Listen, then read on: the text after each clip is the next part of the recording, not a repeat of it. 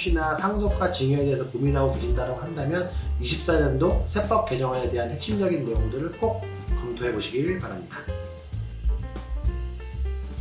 안녕하세요. 김철현 세무사입니다. 지난 정부에서 7월 25일 날 24년도 세법 개정안에 대한 발표가 있었습니다. 세법 개정안 내용들 중에서 가장 핵심적인 내용으로 상속세 및 증여세 개편한 내용들이 좀 있었는데요.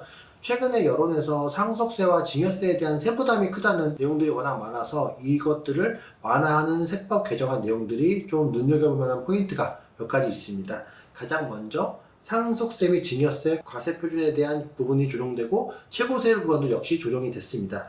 기존까지는 1억부터 해가지고 총 5단계 누진 구조로 해서 최고세율인 30억 원을 초과하는 경우에는 50%의 세율을 적용받게 되었는데, 이번 세법 개정안의 내용들을 기준으로 한다면 2억 원 이하는 일괄적으로 10%, 그리고 최고세율 구간인 10억을 초과하는 경우에도 40%를 적용받는 걸로 해서 세부담이 완화되는 발표가 있었습니다.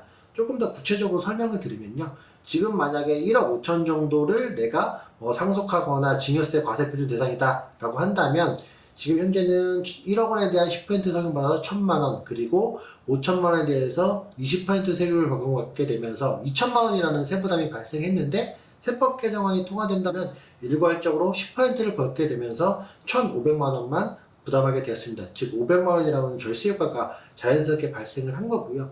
또 30억을 초과하는 경우에는 기존에는 50%라는 세율이 적용받았었는데 10억을 초과하는 부분부터는 정부가 다 40%를 적용받게 되면서 최고 세율인 구간의 상속 및 증여세율에 대한 세부담도 조금 더 줄어들 것으로 판단을 하고 있습니다. 이거와 더불어서 증여세에 대한 과세표준 기간도 일부러 좀 조정이 됐습니다.